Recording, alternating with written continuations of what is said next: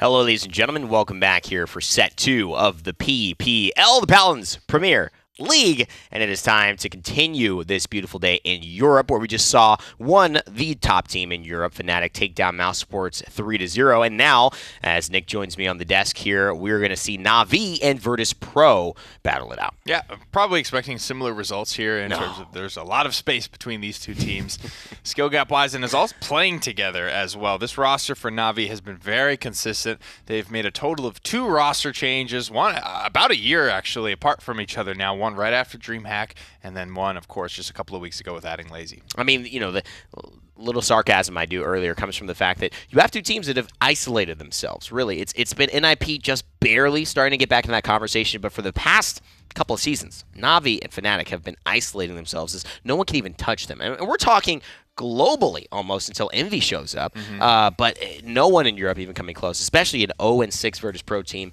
who just hasn't been able to figure it out. The dropping of that squad, the release of It's Bittner, and the change of attitudes for them has just not resulted in results, plain and simple. But Navi have added a new member themselves, and they have started off very well. And it just doesn't slow them down at all when you have the flexibility of this roster. You've got 2 dedicated flex players. Phoenix isn't even classified as frontline anymore. Creatives has always been sort of filling that role. Played a lot of Blaster for them, but has started to become a little bit more fluid. He's playing less of Drogos even. That's become more of a Mutu pick. He stays, still around the Bomb King. There's not a lot of EV for Navi all around, but Creatives has even started to come onto the Xin. That's always been a big part of his game. He's playing even a little bit actually of Pip from time to time. Absolutely. It's one of those where you look at the kind of maneuverability that Navi have, and the fact that they've added Lazy, it just opens up so many options for them to succeed. And I think that, to me, is where you're going to find success at lands. It's not just being able to play one thing well or 2 things well. It's being able to play 3, 4, 5 things well and do it without losing a beat. And that's what I'm so excited about, to see this team compete. Now, the other conversation that we need to bring up is Elven Path and this Virtus.Pro squad. Obviously a rough season for them. Can they get it back together? Is there any hope for redemption heading into this matchup and last week of the PPL next week? I guess it depends how you define redemption, right? They don't really have a hope of making land at this point. They've lost simply too many games, and that's honestly decided by week 3, right? If you haven't picked up a win at the end of week 2 and looking at a rough schedule going into week 3, it's tough for you. And I think as a squad, you probably need to just accept and absorb that and figure out what you want to get out of this split. When you look at rebuilding phases, right? We talk a lot to NIP, to Bird specifically, about what that entails. And for him and that squad, it was just get back to the basics, literally the most fundamental stuff. What do we need to do? 1, 2, 3, A, B, C. And I think Virtus.Pro maybe needs to do a little bit of that. I don't think there's any amount of fancy shaking and baking that they can do to throw any of these top teams off balance. Yeah, and I think that you're exactly right. I think it's just cut any of these crazy stuff, cut any of the crazy picks, cut any of the crazy attempts, the 4 tanks. I mean, that set such a weird tone for the start of their season, and how it failed horribly against an NIP team who hadn't figured it out at that moment. So that just showed you how unsuccessful that was. So you're right, back to basics, man. And I think that is going to help give them a foundation. And from that foundation, when you have one, you can start to build. You could start to actually make strides. But when you're still, you don't even know where your feet are. You don't know where you're landing. You got your left leg over here. You got your right arm over here like you're playing Twister. It's not going to be successful, I think, for them to take on these top-level teams. But that's what they got to do now. Navi, Virtus.Pro coming up. We are very close to going to the map screen, and it is Jaguar Falls, and all the ice mines and Frozen Guard maps will be banned out by these teams. Next split's definitely going to be a good one for them to look at. They'll have all of the off-season, so to speak, to sort of figure it out, get what they need to get done. And then they'll come in, and I think Furia is going to do a decent amount. I don't see a world where she's not being picked or banned, quite honestly, after playing a little bit of her. Sure. And that's gonna jumble things up. We see a Talus ban here, and you can use him as an example, right? Whatever champion it is, someone comes in to top priority and needs to start being banned out. That forces somebody else to make it into the draft every single game, and that's going to have an effect on B, on C, on D, on champions, 1, 2, 3, 4, 5, and 6. That's all going to start to play out. So one little thing, one little change, one person coming in or out of the meta can really do a lot for you. And Virtus.Pro have always thrived in that chaos. That's when the lower teams close the gap to the Fanatics, to the Navis, when they have opportunities to reinvent themselves. And let's be real, okay? You know, Virtus.Pro have always had struggles this season, but they're 0-6. They still want to win. I think that's important for them. They do not want to go winless. I could tell a guy like Alvin Path does not want to have that on his record, being in charge, captaining this team. But they have been known to pull some things up their sleeve that, although not successful early on, can potentially be successful later on, sneaking a win here against maybe an unsuspected Navi, who assume that there's really going to be no pressure coming from them. Back to basics, though, as Leon is picked up with the Inara and the Fernando and the Maldamba for VP. Almost similar vibes of what we saw in our last set there. You know, you got your double tank, you've got your Drogos making it through as well, but this Genos supporting a 3 DPS composition. And Barrick, you know, it's tough for me to say, but he is probably my favorite 3 DPS frontliner just because Tinkred scales well with Luminary and hits very hard. And it's no frontline is really doing that much. You're not winning the fight through frontline play. You're winning the fight by fragging and maybe providing peel. Yep, well, that's what they're going to go for. Let's see if Navi can pull it off here on Jaguar Falls. Game 1 getting started now. Navi versus Virtus.Pro, and even though a lot expect this to go the way of Navi, I believe we all predicted that, Virtus.Pro have been known to actually take games off them. And this is one of the ones, I think this is more cementing of where Navi is, and maybe more, I guess, where VP is overall in the grand scheme of things, because it seems really weird, and we were actually talking about this earlier, that Navi is in this weird spot where sometimes they look unstoppable, and then sometimes they lose a game to Virtus.Pro, and it looks sloppy from them. And I'm kind of wondering if they've been able to kind of clean that up, especially since they've gotten, you know, a couple of swaps coming through with their roster for this split. This is really the moments, especially towards the tail end, that are going to kind of define the memory of it. Yeah, I want to see, I feel like, well, I want to say they'll set the tone in the early part if they're just going to smash through the set, but at the same time, we've seen shifts with them with game 1 and 2, so maybe not exactly the case, but they always look impressive. And I think it is one of those teams, especially because the way that NIP has been performing, you're really going through, you're trying to find every flaw when it does happen, and you're at that caliber of you just won the last Masters, so what are you going to do? And it does add some pressure from a viewer perspective. And you can see here Phoenix running one of the different builds that we've seen for Cassie, going more for the tumble, 70% CCR overall, and actually losing certain things that we have seen, and honestly not having that safety, not being able to get the reset on your somersault, kind of kills you off. Too many people were waiting for him on the side of Virtus.Pro, and he got burned down mighty quickly. But as far as the actual objective, you see Mary Jane's made the way, does get stunned out for a moment and chunked down to half HP, but just picks himself back up, rotates back on over, and Virtus.Pro have 27% on the objective and climbing. A really good lineup here for VP, being able to, again, kind of flex Mary Jane wherever they need him. Phoenix going to be able to come back in. Creative's lazy, picking up a couple kills. And this is, I think, the role they really were expecting early on. Not having your role, at least being able to disengage. Phoenix comes back in and gets a triple kill. So first blood, triple kill. They balance out and they equal an average game, right? Is it like 1.5? Is it or something? Basically. But great teamwork in that. And I liked his isolation of targets. Just went completely past Mary Jane and said, there's the Damba over there. I want to make sure I kill him off, and then turned the sights in the opposite direction. And just pretty much what they needed when they needed it. It's one of those things. VP, they got that 42%.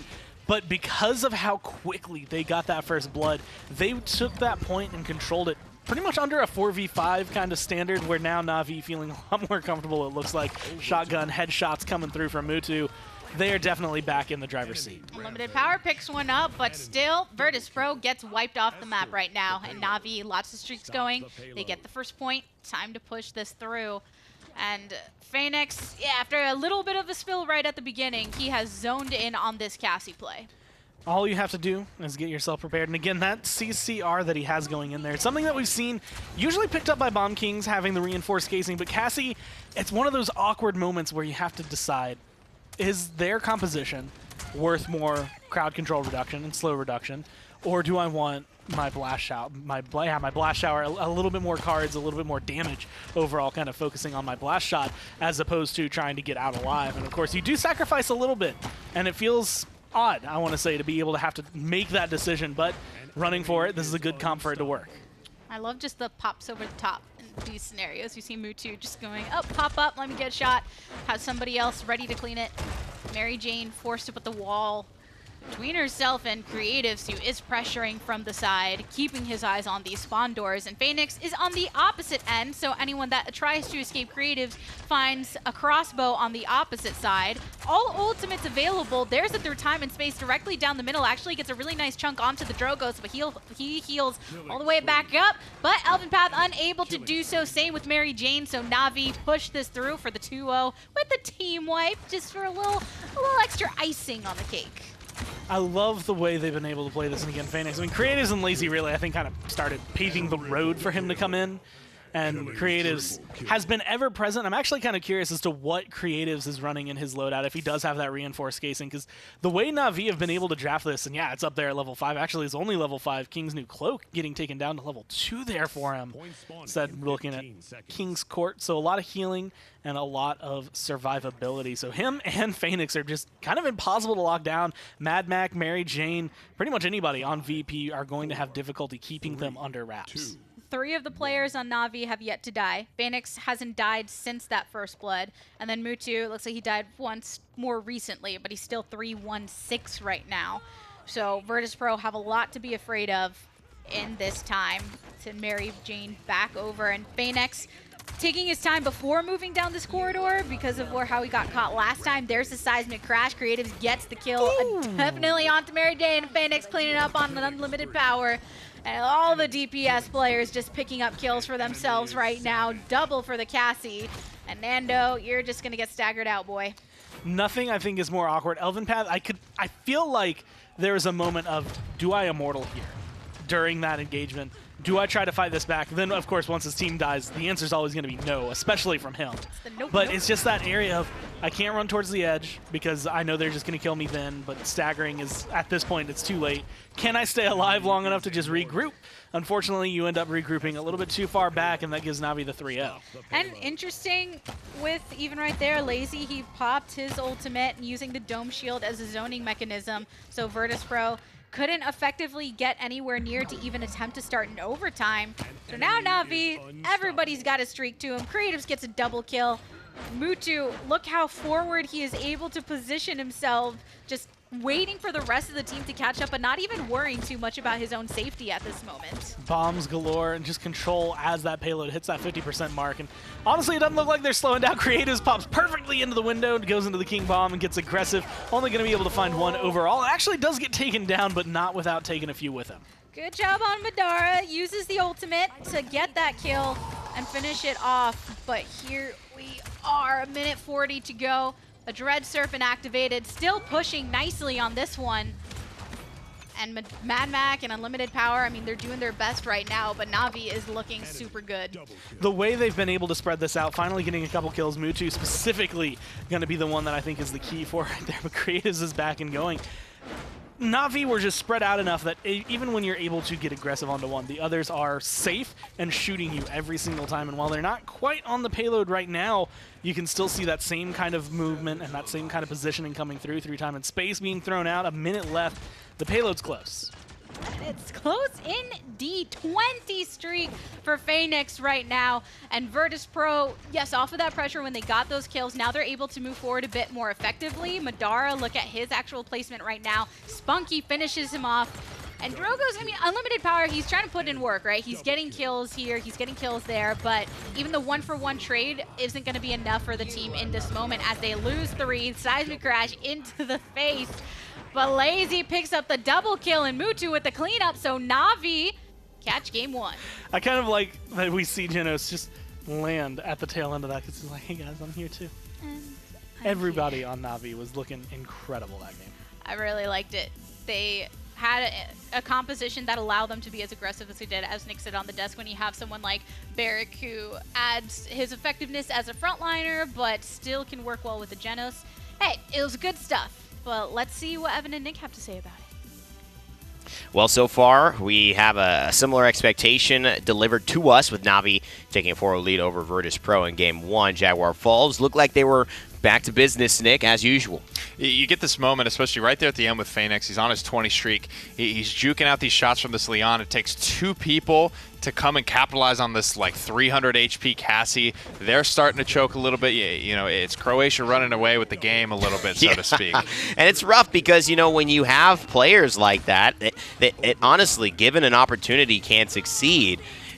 But they don't get that opportunity. It's so hard. And Virtus.Pro are just constantly staring at moments where maybe they could do it, but it's just Fnatic, Navi, neck, foot on the throat, so to speak, and just never giving them any wiggle room to make a mistake.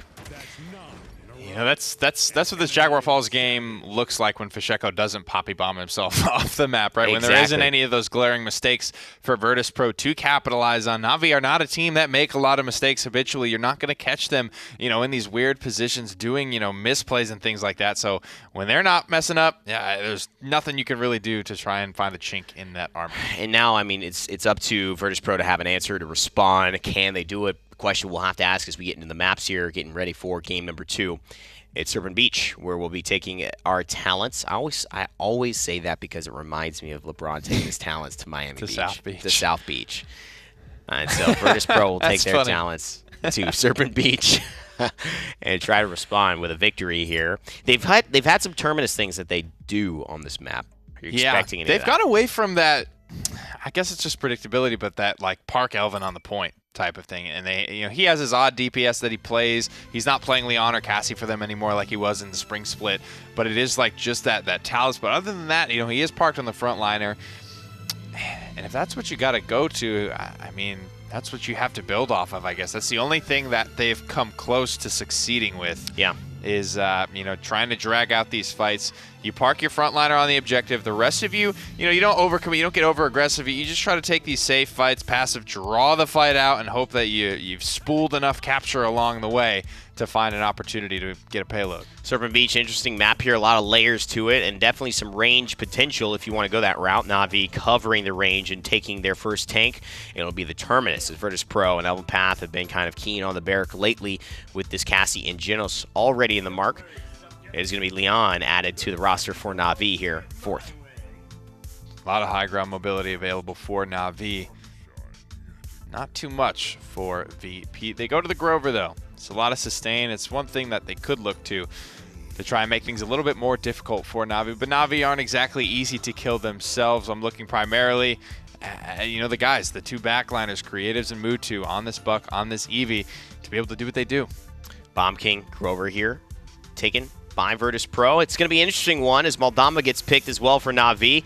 Can they make something work? Grover obviously is one of those early game comps that kind of can work really well or not work at all. We've seen it work a lot today. Will Virtus.Pro have the Grover favor in their hands gifted in Serpent Beach? We'll have to wait and see. Send it to our casters to get game 2 started.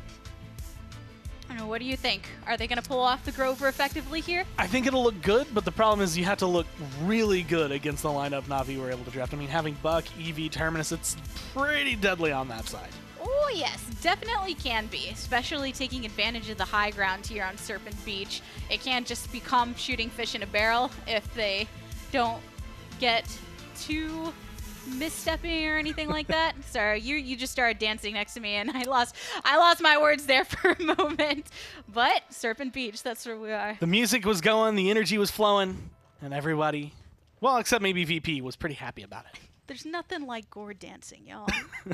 We get plenty of it and I love it. I've been told that there are very, very many clips of me on the replay machine. Oh, I'm sure.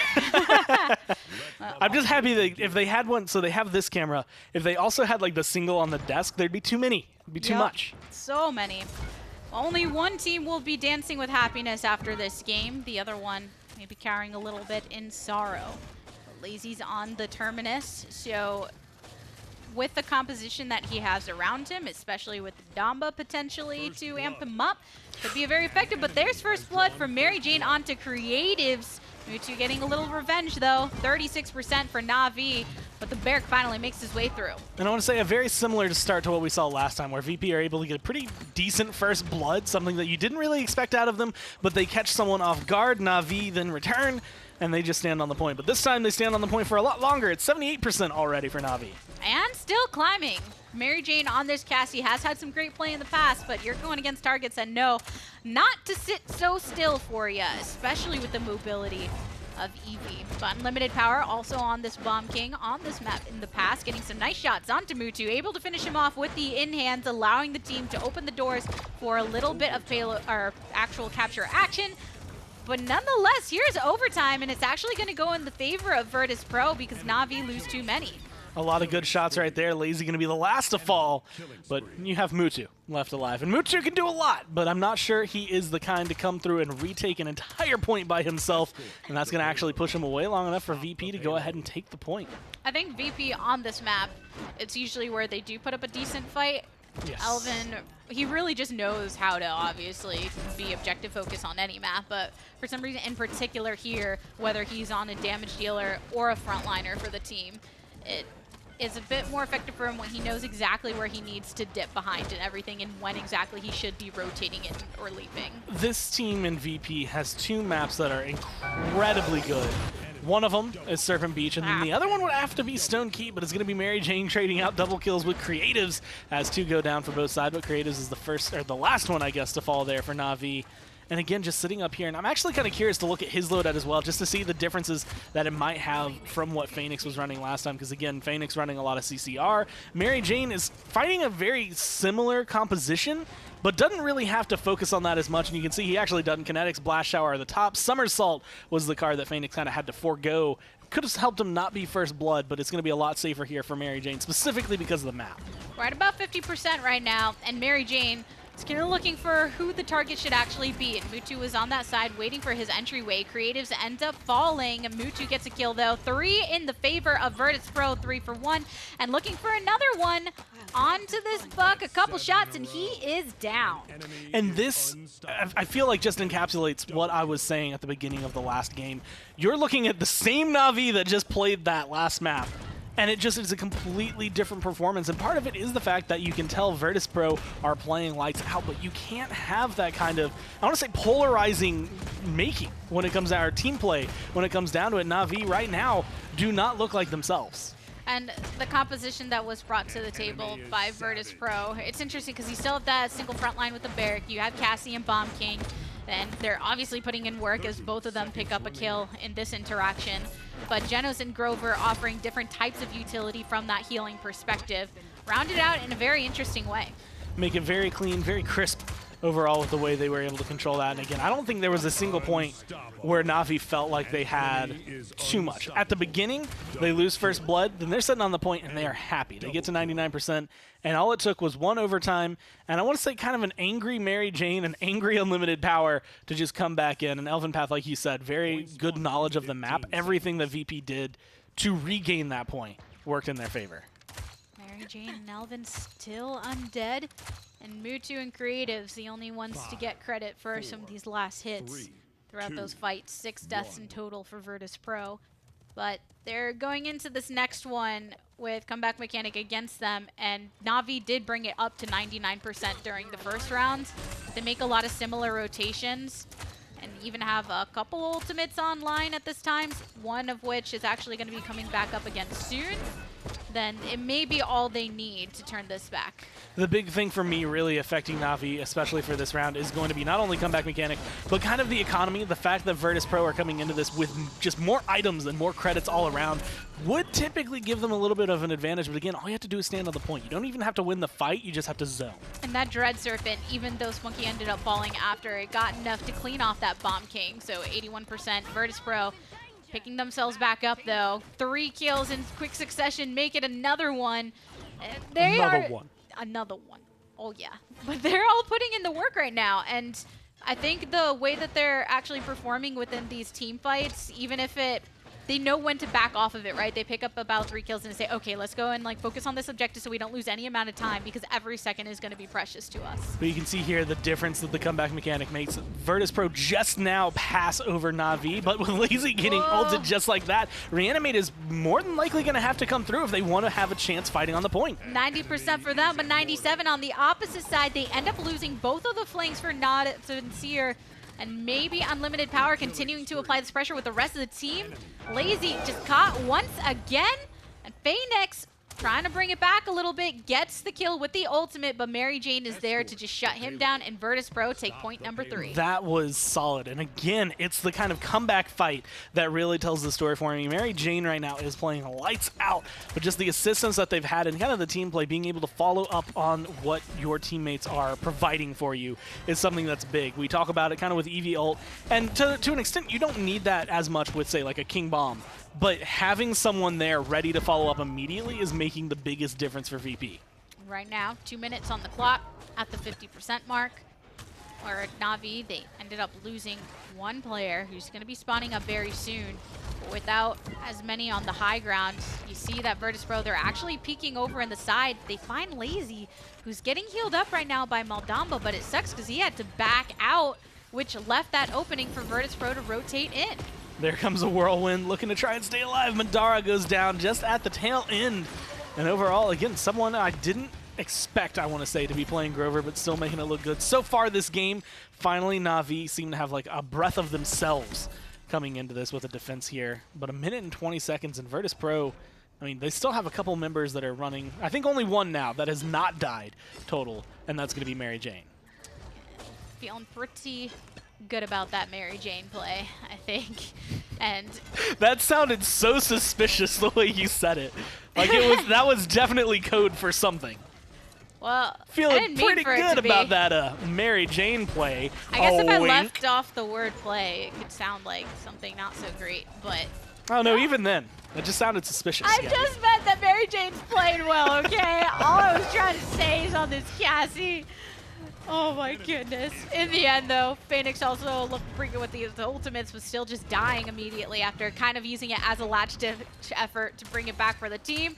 But it's 3 down for Navi. Virtus.Pro, 30 seconds to go before overtime, and Lazy is hopping his way towards the objective, but Mary Jane running those shots right into his back. A little bit of healing, 20 seconds. That might be all you need. 21 streak right now, 304 health, but still alive and pushing as hard as they can. Unlimited power, though, going down right there might stop the push from Virtus.Pro unless Cassie, Mary Jane can get back in there real quick. The rest of the team's not really around. Still 13-0-8, but I don't expect this to be a one-man show. I think that Navi, in this moment, they're all up, taking advantage of the fact that they're in very close proximity. Few ultimates that'll come back online in just a moment's time. Mutu with a triple kill. That's one way to go ahead and secure this defensive point. I would say that feels a lot more like them than what was happening earlier. I expect this. Mad Mac has been notoriously good with Genos in the past, and that is a very good kill to pick up. Even though you only find one, you get rid of Spunky. It was the third time in space. And again, you cut off the head. Yeah. Everything falls apart. Oh, jeez. But in the end, Navi have started to bring themselves back. And just that one opening, we've seen it before, when there's 2 teams pitted against another, and the one that is slower seed, that's having a bit more of the challenge, they grab the first 3, but the second that other team begins to get a point, then sometimes they just become unstoppable. And when you have almost 4 of your ultimates up going into this fight, Navi is feeling pretty secure. A lot of havens coming out for Virtus.Pro.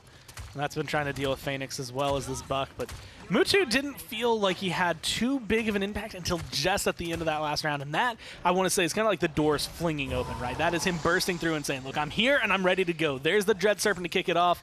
And they only pick up 1 kill on the side of VP. There's 2, and now they're going to start snowballing. And with that, actually sending Elven Path over towards the point. You see the rest of them dropping down to ensure his safety. Unlimited power, getting nice and aggressive, facing off immediately against Lazy, who's made his rotation. But the rest of the team is here to follow as well. Mutu picks up the kill, gets another double kill for his name. And Navi, they're back in it. This fight right now is incredibly important for them to be able to come out. There's the Ice Storm, and they get rid of Elven Path, comeback mechanic. That might just be enough of a zone. I like it. I like it. Phoenix picks one up too. So now I think the way that they were able to just push themselves onto the point, make everybody else spread out, very effective. So Navi get their first capture of the game.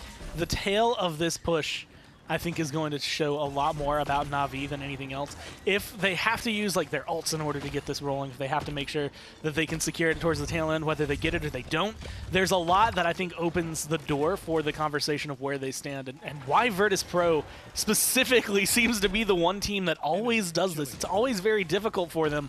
But of course, I know NIP somewhere is giddy in their seats knowing that VP is up 3-2. It is very interesting that VP, there are certain moments.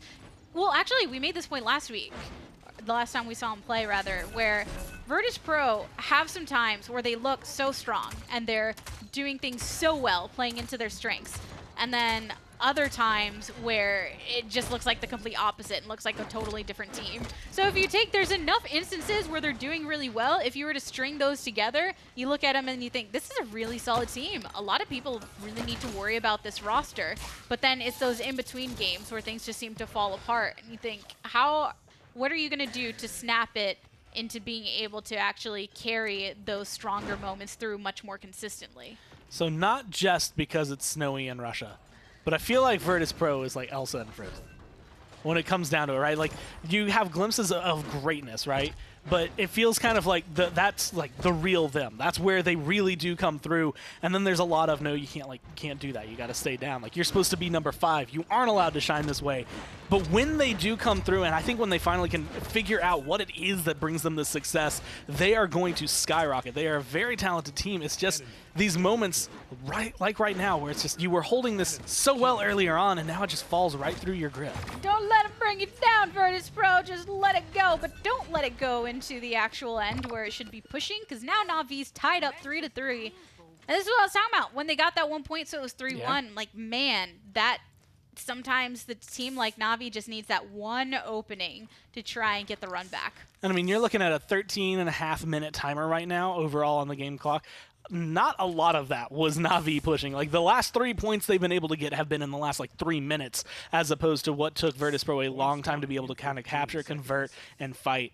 And actually, I'm really interested in the way this is going. Verdant Expanse is only at level 1 here for Madara, instead running Adrenaline and Gentle Breeze. So movement speed for your allies, but eliminations reducing your cooldown. So he's got a lot of heals, but that radius of Blossom is really decreased from what we typically see in a Grover build. So why do you think that he opted for that, and just trusting, I guess, his ability to stay within proximity of the rest? I feel like it's kind of a utility change. It's one of those things that maybe he doesn't think they need that extra range. They don't need it as badly, especially with how often these whirlwinds have been coming up. But again, you're running into areas like this where Death and Taxes plays its role. Yeah, Mutu with the double kill. That was just such a crazy push when you drop down. You're like, oh, there's nothing else I can do. I'm kind of just stuck here. So Virtus.Pro losing 3 after that. Phoenix, nice shot for Unlimited Powers Death. And a double kill on the Leon. So Navi passing 50% on this. Quite a few SCC creators at 7-12-12. He's been zipping around trying to find his opening, that's for sure. I want to say it's one of those moments. It hasn't been, I want to say, the best performance, not the best slash line, but look at what it's provided them. And again, 8-8-14 for Phoenix, 14-9 for Mutu right there. So a lot of kills coming up around the board, 93%, 96% as they look for control. And right now, you know, the Dome Shield's been used. Elven Path has fallen. You still have Reanimate, which should allow Lazy to be a bit more aggressive. Wow. He actually ends up going to the side before he dies. And through time and space immediately after, so they can get clipped away. Virtus.Pro, what a great play from them in that moment to put Navi in a place. You have so much you have to be able to accomplish right now. Phoenix losing that boxing match goes way downhill for them, 99%, but it's stalled. You have to get in, you have to touch. It's going to 96. You're going to have to stop this somehow. Yeah, just a blink and just to get the overtime, but it's actually going down really quickly. A final rotation in to keep it at 99-99. But look at everybody on Virtus.Pro is so focused on this objective. Mutu has to give his life just to get himself in it. Now there's only a Maldamba, and Virtus.Pro taking a game from Navi. It looked like it was getting a little shaky there towards the end. It definitely didn't look like they were going to be able to regain control. But again, that was 3 times throughout that entire game that the point just fell completely apart for them, and they were able to come back in and just take it. And we've seen this between Virtus.Pro and Navi. It's not the first time taking a game, but like what we saw from a lot of that play, what do you have to say at the desk? Well. Virtus.Pro surprised us all. We had talked about it. And they ended up doing it. They get a great win. They go 3-1 and essentially have it crawl back. but they still come through when they need it most to get the victory. Yeah, I like what I saw at the end of the line there. You know, Reanimate gets basically canceled out, nullified, if you will, by through time and space. That's always a nice counterplay to be able to see. You've got Creatives struggling, frankly, on Eevee as well, which is a big thing for Virtus.Pro to be able to capitalize on. I don't know if it was just a bad game from Creatives or that good of a game from Mary Jane on Cassie. And that's what you need from this team. I think you put Mary Jane on Cassie, you see his impact, and you say, how is this guy always on Fernando or something of a maybe even a Barrack switch up where you see him playing a champion that is less. It's lazy on Barrack, Soulsy on Barrack, those kind of things where you say, let this guy have the reins. Unlimited power, Madara doing well, but are they doing well enough when you have a talent like that who's coming in to do just that? He's a DPS role. People on Twitter said, you got one of the best DPS flexes in the CIS region coming forward to your team and you're putting him on Fernando? Huh? Yeah. But he shows that when he is given the chance, he can shine. That's important, right? He's still new to this roster. I think he's maybe got a little proving himself to do. But VP, don't get it twisted. They got their power picks. UP on the Bomb King. They get the Cassie as well. And Cassie is it's a power pick for like 3 or 4 guys on this roster. Let's be real. When they're playing DPS, it's pretty crazy. This is just a good showing, I think, from Virtus.Pro. And again, Creatives struggling a little bit. We talked about that going in. I was excited to see some Navi Eevee because we don't see that much, and that's something I think they're going to be able to need to lean on a little bit coming up in these lands if they want to have another chance at Fnatic. Fnatic didn't have Eevee at this last land. Hopefully, God forbid, they will at this next one. It's going to be rough because I think, you know, you look at Creatives having that go, and now are you willing? Do you feel confident enough? It doesn't strike me Navi as a team that works like that. You get that loss, which no one expects you to lose, by the way. And that's a game now that they've lost in terms of trying to even tie up or in that exchange between NIP if it does get to second. That's a big loss that they just took. I don't know if they go back to Eevee. I don't know if they feel that confident. Creatives doesn't strike me as that guy who says, yeah, no matter what, steeled focus. I think he's going to show up big this game. They need it. But I don't know if it will be on the Eevee with Stone Keep available here. The Cassie's actually translated to the wins in this set. So Phoenix's first 20-streak game, and now Mary Jane as well, 16-3. I wonder if they'll prioritize her here. Zin's always been something, a bit of a comfort pick, I think, for Creatives. He's evolved and grown into it a little bit as that pick has just kind of grown this whole year. It's been a big pick paired with the Genos, but one that I think has been superseded by Buck Genos for me late in this split. And we'll have to see if Navi get back to it. Maeve will stay banned out here. You're looking for the Maeve Makoa Khan +1. What that +1 is a little bit up in the air here. This time it'll be the Bomb King, which hasn't been seen very often. Yeah, this is interesting. I think the BK was obviously a good point for Virtus.Pro. And Navi now have the chance to take the Cassie. They're going to grab the Khan. Yeah. You knew it. I think that's VP just like, we want Cassie, and we know they will take Khan. Yeah. Phoenix absolutely adores this pick. And not only do you know what they're going to first pick most likely, but when you're picking Khan, you're more than likely committing to double frontline right out of the gate because there's not a ton of solo frontline Khan going on. Exactly. And in combination with the fact that this has not proven to be a lazy pick yet. So I think VP, you know, they're getting good picks. These are great picks for Navi, but VP at least know what's coming. And they get the Drogos as well, and they take away this Barrack. Not probably what they're expecting to pair this Khan with, I would say. You would expect more of a Stigala, and that's where the Inara comes in. But it will limit some of their mobility to flex onto fights. That's where Shaolin will come through and be able to withdraw and gain some space with the extra speed and heat haze and just the damage from range he can provide. And here's that Talus pick, which was banned last game as well. Man, I thought, yeah, it was. And I thought this might have been, we talked about how this is like the one DPS Elvin's playing nowadays. And, you know, shake that groove thing a little bit here. He's going to be juking and jiving all around the battlefield. But does that mean, you know, we've got Mary Jane back on Barrack again after that absolutely light show great performance? Yeah, I mean, that's the big question. What do you do here? I think it's going to be a big tale on maybe the success story of VP as Navi. And VP now tied up in this set, best of 5, look to take a lead and get that second win here on Stone Keep. So of these two compositions, what are you feeling? Dude, this music's bumping. Is it? So you have to bump your head Sorry. with it? I'm feeling Navi. No, feel free to keep dancing if you want to. Khan's feeling real good. Yeah. That's what the music's for. He's breaking in. He's got the new skin. He's ready. Oh yeah, the new skin. Showed that earlier and everything. But Virtus.Pro on Stone Keep, they've actually made this a very strong map for them in the past. And the composition, though, it's some of the picks that they're taking, you do wonder who's exactly going to go on what in this situation, especially with some of the strong performances we've just seen. This is one of those ones, and we were actually, I mentioned this, I think, while we were casting the other day, that Stone Keep is like this weird map where typically you go there for like number 4, right? It's been like 4-3, 4-3, 4-3, gone back and forth. One team's up 2-1, so the losing team chooses Stone Keep, and then somehow, some way, they 4-0 on that map. And then that's when it kind of you get your momentum back. Normally, that's where I think I've seen Virtus.Pro find that success. Is this is number 4, they come through, they do well. I'm interested to see how this Talus goes. It's going to be Elven Path, and he's running a lot of guts right now, something that we've seen kind of in the past, but he's running it a little bit higher at level 5. I feel like that music also fit those mounts for the bit of the damage. Just like, yeah, our robotic kitty cats. But Navi, 27% already, and clearly with this type of composition, just want to rotate an Elven Path on the Talus. We've seen them bust this out before. It's been taken off by other teams, and it's interesting because that means he's not going to be the one on the front line whenever you see that locked in. But right now, Navi, they just haven't had much contest here on the objective, and finally see a bit of a rotation. Navi just Elven Path, Elven Path. They run to the point, stand on the point, get as much percentage as you can. Well, there you go. Few kills going for Navi. 99% overtime. And everybody that is up for Virtus.Pro, they're just nowhere to be seen on the objective. Right here on the side, Mutu continually pressuring this Maldamba. So, Navi, they capture the first point. Didn't seem like they knew exactly how to kind of crack the eggshell, I want to say, that was Navi on the point, where it's just, how do we get into this? How are we going to take you down? Who do we focus? Where are our shots going? And what do we do? It all came a little bit too late. Again, you get to 80%, and it's like, well, I mean, if we lose the fight that we try to take, that's it for us. We have to be able to win this. Unfortunately, that's not the way it went for VP, so they end up taking a big spill, and the payload's already halfway there. Nice shots coming from Creatives. The Shaolin, always something that is very beautiful to see him play.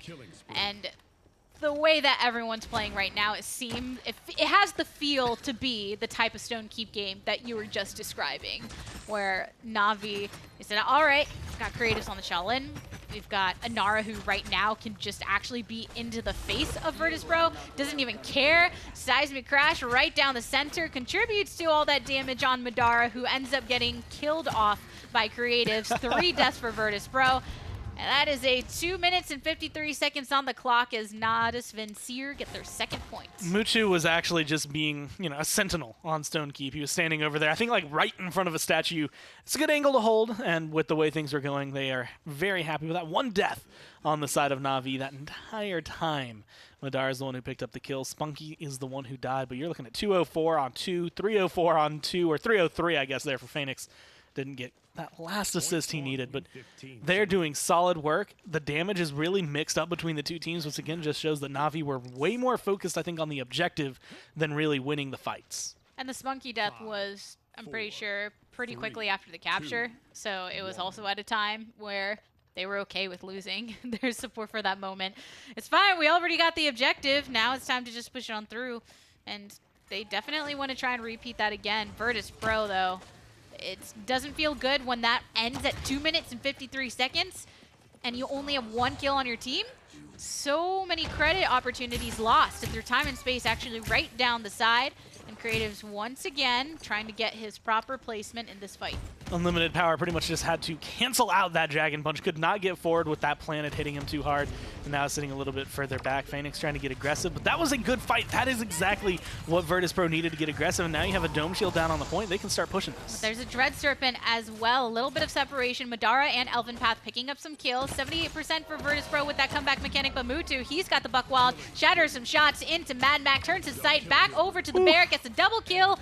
But Madara is there for his own personal style of cleanup. And Phoenix with the ultimate, attempting to just say bye-bye, see you later, sayonara to Unlimited Power. And in the perfect kind of fight, again, one thing that Mutu just showcased there is something I think I've heard Nick say more often than not. Barrack is a walking head to Buck. Yeah. And when you get the right angle on him, you get something like that. A Buck Wild, a few shots, and every single one of them's a headshot. His health bar plummets faster than anything you've ever seen. He didn't even care about the turrets. Yeah, gave his life after, and I think he definitely knew that was a possibility. Yeah. But he cleared off the point completely. And then Phoenix put in work to clear off the other individual that was around. There's a Dragon Punch. Double kill for Unlimited Power. Make that a triple kill. Takes out Mutu as well as both of the frontliners. 99% on both, and Virtus.Pro capture. Right now, again, I said it during the last map, seeing Virtus.Pro have any success against Navi right now is making NIP happy. If Navi loses this game, it makes that second place spot so much more contested and makes their matchup against NIP next week a little bit more interesting. Virtus.Pro are also sitting in this position where they're trying to kind of replicate what Splice has done this week. They want their first win of the split. They don't want to go through all of this without finding a single one. And with the way things are going, the changes they've made, the way they're playing it, they're looking solid. And right now, they're looking solid on this push. Made it to about 60%, and actually through the doorway. Nice thing about that mobility from Talus is having that ability to actually just kind of poke out, get some shots, get some good eyes on where everyone from Navi is on that defensive side. Gets the kill onto Creatives as well, and Unlimited Power takes to the opposite end to rain his own shots. Looking to try and find a couple of good direct hits, but so far not having the biggest impact right here at the gate. That was a very good Dragon Spin. With Elven Path standing where he is, Phoenix is going to go down right there, and he's separated them enough that this flank can finally start hitting his style. And right after you get that kill, then you just go ahead and travel on out of it. So Navi lose 3 right now. Madara, he's on the high ground. Looking at Spunky, who can't do anything when he's inside his doors, acknowledges that, and Virtus.Pro tied up 2-2. Back to square one with more credits on the economy overall for both teams. Everything looking really good. Unlimited Power pretty much saved that round for his team, getting a triple kill. And I think a lot of that, the first one on the Spunky kind of starts it, but that kill on the Lazy is, I think, what really solidifies it for him. That was so intense. That was such a good way to get that because, like we mentioned, going into round number 2, because of how quick round number 1 was, Virtus.Pro, they didn't have a lot of items. They didn't have much going for them except for that comeback mechanic. Even the first Dragon Punch prior to that one was prematurely ended because it wasn't lined up in the proper way. But when it mattered, it worked. These havens are making the biggest difference. Again, just trying to keep yourself alive a little bit longer, make your life matter a little bit more, and allow you to potentially, if you're Unlimited Power, get a Dragon Punch off without getting planted in your face. You just want to have that impact. And with their top damage right now, that's what they need. Through time and space going to be off the mark. And Mutu causing a lot of trouble for the Dragon. Dragon does have to land for the time being. A little too vulnerable. Mutu hopping to the opposite side, keeping a bit of that distance between himself and the enemy. As you see, actually, with Creatives kind of rotating back over to the opposite end too. Want to try and maintain this high ground as much as possible, but not at a fault. Dragon Punch, oh, couldn't quite make it all the way through, and Creatives punishes Unlimited Power. There's a Dread Serpent in the side corridor by the stairwell. Buckwild finishes off Mary Jane, a double kill here as well. Madara manages to keep his team in it. It's still a couple trades on both sides, but Navi, they're at 72%. A lot of the control going their way. Unlimited Power is back. Madara's still here, so a lot of damage on their side, but they have to get rid of Lazy if they want to stop at 96, 99, and that is going to be the touchdown. Elven Path at least saving it for an overtime. Oh, saving it, but only for a moment's time as the good old Dome Shield actually comes on down. Unlimited Power picks it up onto Phoenix. Navi lose 2, their frontliners as well as the Shaolin, and now looking much more vulnerable. Virtus.Pro take this chance to go ahead and try and match that 99. Good shots coming through. Mutu still alive in the back, 75 and rising on the point right now as Virtus.Pro are just kind of patiently waiting for their time to shine once again. Maybe they can grab it, 96 to 99, 99 to 99. But Lazy's back, half health, but can he fall down? Boy, the overtime has actually begun. Unlimited Power takes out the Inara. And it looks like one last shot, and Mary Jane goes down. There's a dragon in the sky through time and space, actually onto the load. Doesn't connect, though. But suddenly, this is getting to be pretty bloody. You can try and hop away all you want, but it's not going to save you from these arrow shots as Creatives gets the double kill immediately, and Navi get that security for their 3rd point. That was, if you go back and replay the very last point from Serpent Beach, the kind of mirror of that, right? Virtus.Pro having to run in one by one as Navi stand on the point, triumphantly saying, look, we have control, and the only thing you can really do is hope to elongate this overtime as much as you can. Unfortunately, you're dying one by one. Your timers are now staggered, your team is staggered, you're not together, you're not in a position to really fight the way you want to. And that actually gives us a good early push on this because we essentially get kind of a weird delayed team wipe. And now Navi, they're making a healthy push on this indeed. It's crazy how like so clearly cited the first capture for Navi wasn't that first round in general, but they've gotten so much pushback within these last couple rounds. But making great progress. Mutu takes out unlimited power again. He's been focusing down onto this Drogos, but the payload is passing through that archway. A nice headshot onto Elven Path. Now Mutu can rotate back over to the top where you see a little bit of a battle between the frontliners. Another Buckwild manages to finish off Mary Jane, gets caught by the Dread Serpent, but it doesn't matter. Navi on the ground. Go ahead, finish off that point. Looking pretty much the way you wanted to. Again, it was, for me, when Mutu started hitting those shots early on, it was kind of like back and forth, and during the last map, it didn't feel as much as it was there, but this Buck looked completely different, a lot more headshots, a lot more control coming down from that flank. And I feel like he always had Buckwild at the right time. Yeah. Just constantly getting some great charges on that. But let's go ahead and see what the desk has to say as Navi are one game away from a set victory. Thanks, Gabby and Gore. It was another game where we saw a little bit of tension throughout it. It wasn't an easy sweep, but Navi still claimed victory there. Virtus.Pro don't look quite the same, and Mary Jane not as effective as he was. But still a really good performance, and I think Navi happy to at least get that win. You have so much shuffling going on for Virtus.Pro. Solid drafts for both sides, no doubt. But early on, you've got creatives. Just now he's performing solid the whole way through instead of struggling noticeably on Eevee. And that was really just decided round to round by who makes like this good play, this big play. Elven Path is getting some good kills on the front lines. Down the stretch there was Mutu getting a 3-kill. And it's just stuff like that that decides the game. Big headshots, big moments. But overall, these massive role swaps for Virtus.Pro, it's something that's great. And I think other teams are doing it as well. But I just wonder if it's like if they're ready for that yet. You know what I mean? I know, absolutely. I mean, I think the meta is a constantly evolving thing, and, there are ways to play. And I always make basketball references, but to me, this reminds me of this current season and the way that the Golden State Warriors kind of changed the way over the last 4 years of how basketball was optimally played. Back when I was growing up and watching, you had that dominant center in a Shaq, even Dwight Howard back in the day when he was running Magic in 2009, and you had a shooting guard, and you had those two playing off each other, and the big boy down low and the guy up top. And when you have these shooters now, it's like 3 triple all-star threats from long range. It extends the game. You can't have a guy who's down there isolating himself as a big boy. He can't guard, an Iguodala, a Draymond Green who could step out and hit a 3. Those things, I think, are what is happening here, maybe potential-wise, and why we see drafts work and not work. We may have just been seeing a change in how Paladins is optimally played. You got stars like Lazy, Creatives, Mutu, even Phoenix who can flex, and the double front line, not as valuable as 3 guys who can go off at any moment in that game and hurt you for multiple aspects of your team. Yeah, I really like that analogy, to be quite honest with you. I think there has been that guy, that third guy, that third threat stepping up. Phoenix for Navi has to be the guy, but Mutu has a real big game. It's a guy that you expect to always have a big game. He gets a good pick. Combine it with the Genos there, and it's done and dusted unless he's making drastic mistakes. He's getting in there, he's mixing it up, and he's making plays like this. Walking head 3 in a row. Dear God. Yeah, that just hurts. And, I mean, it's just mechanic. It's the Terminator. And there's so many reasons why we call him that, but it's just, there's no hesitation you can see in his aim. The headshots are just flowing from this man like a waterfall.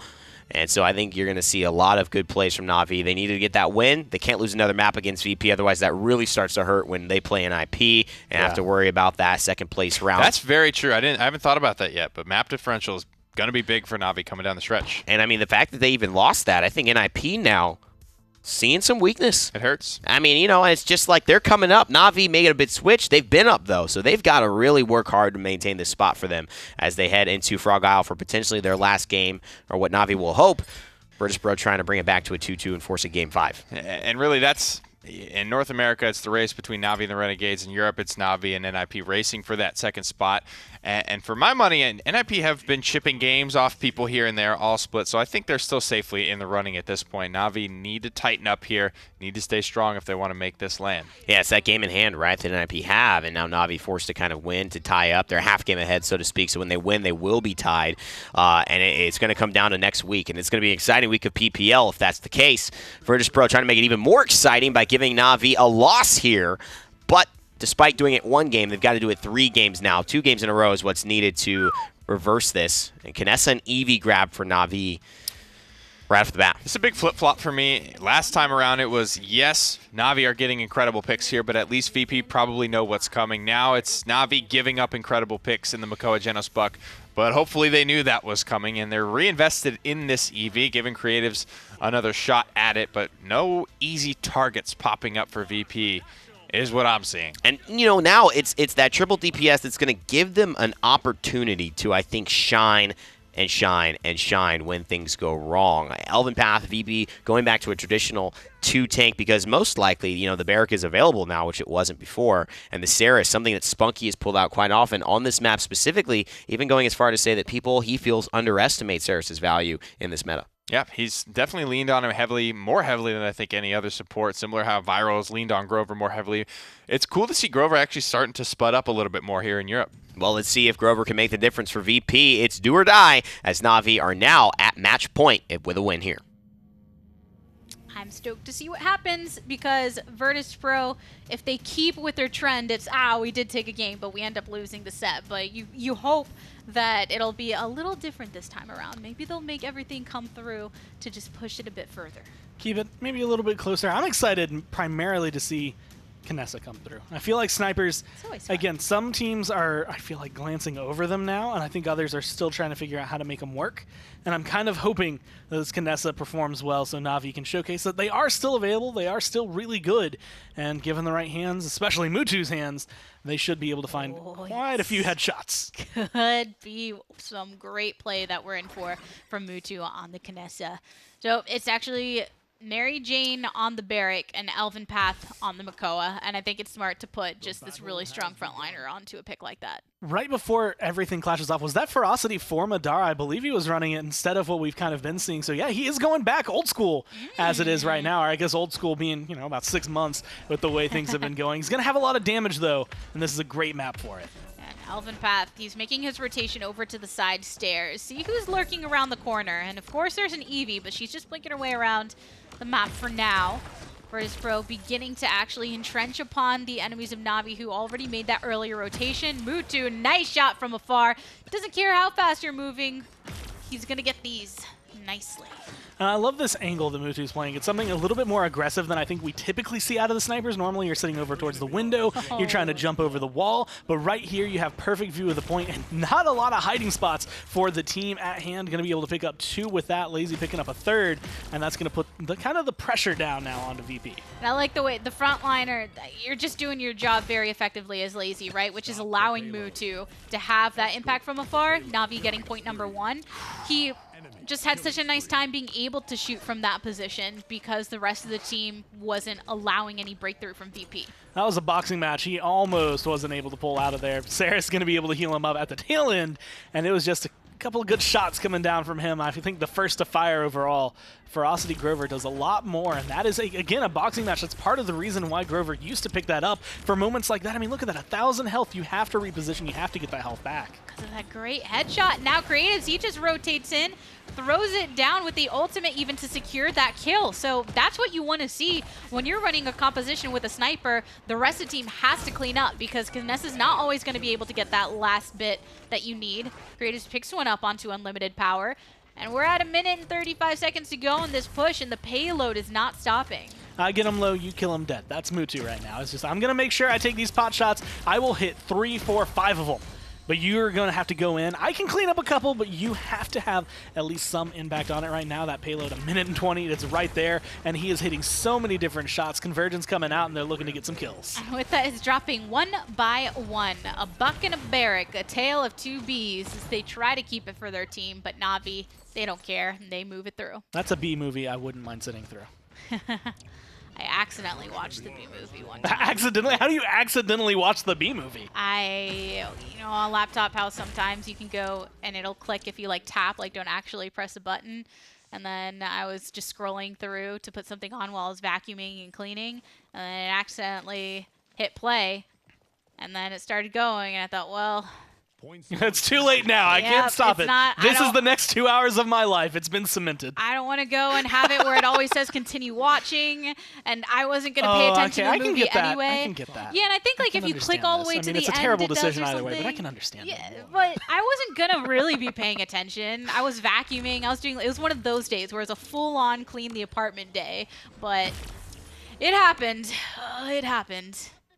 That's going to be forever burned into your memory. I can't pretend it didn't happen And anymore. Mars I your just score. announced it. Everyone's like, they're looking at your report card. They're like, I mean, Gabby's doing great, but she did accidentally somehow watch an entire movie.